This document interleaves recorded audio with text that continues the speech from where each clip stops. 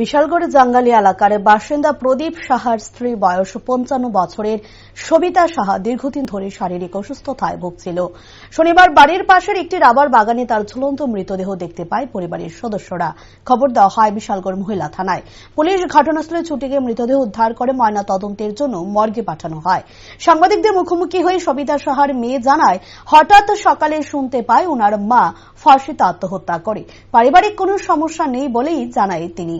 পরিবারের লোকেরা ধারণা করছে হয়তো অসুস্থতার কারণে ঘটনাটি ঘটায়। ঘটনার পরবর্তী সময়ে পুলিশকে খবর দেওয়া হলে সেখানে উপস্থিত হয় পুলিশ আধিকারিকেরা। তবে মর্মান্তিক দুর্ঘটনাটি ঘিরে শোকের ছায়া বিরাজ করছে পরিবার পরিজন সহ প্রতিবেশীদের মধ্যে।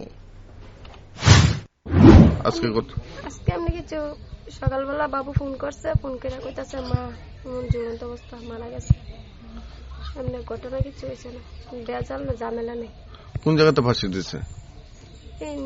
আমার বাড়ির নিচে, বাড়ির নিচে রাবার বাগানে। কি নাম আপনার মার? সবিতা সাহা। কত বয়স? ৫৫ বছর। কি কারণে এই ফাঁসিতে আত্মহত্যা? এমনি কিছু কোনো কারণ নাই, কিন্তু শরীর ভালো আসছে না, রোগা ছিল, কোমর ব্যথা, রোগের যন্ত্রণা। এই জায়গাটার নাম জাঙ্গালিয়া। তেনে কয়জন ছেলে মেয়ে আছে? আমরা 2 বোন। কি করতো তেনে? এমনি কিছু কাজ, এমনি কিছু করে না। পুলিশ আইছে? হ্যাঁ স্যার, পুলিশ আইছে। কি নাম আসলো তেনে? সবিতা সাহা।